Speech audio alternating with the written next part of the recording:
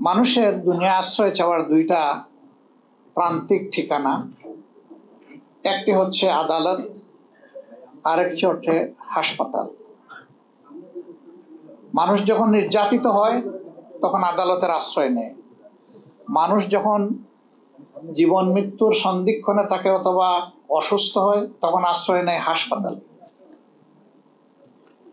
এই দুইটা জায়গা যদি ঠিক থাকে একটা সমাজ মোটামুটি চলতে পারে। তবে আরো অনেক উপাদান আছে সমাজ সুন্দর করার জন্য, কিন্তু এই দুইটার কোনোটা বাদ দিয়ে কোনো সমাজ চলতে পারে না।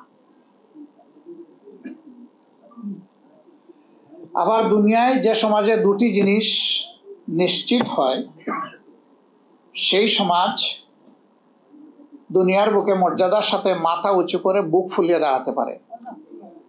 একটি হচ্ছে তার একটি উন্নত শিক্ষা, আরেকটি হচ্ছে সামাজিক ন্যায় বিচার।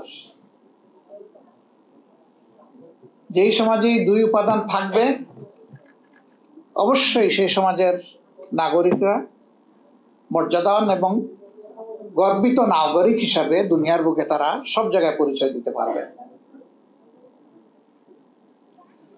আমাদের দেশে দুঃখের বিষয় যে দুইটি উপাদানই এখন চরমভাবে ক্ষতিগ্রস্ত। ন্যায় বিচার নির্বাসনে, শিক্ষা ভাঙ্গাচোরা, না আছে এর কোনো নৈতিক ভিত্তি, না আছে তার কোনো বৈশ্বিক মান, কিছুই নেই।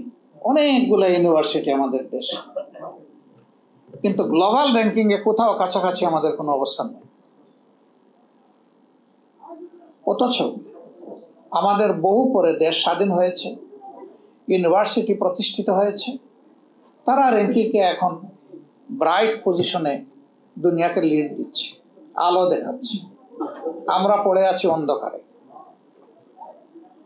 শিক্ষার জায়গাটা যখন নৈতিকতা এবং বৈশ্বিক মানে উন্নত হয় তখন সমাজের সকল শ্রেণী বেনিফিট পায়।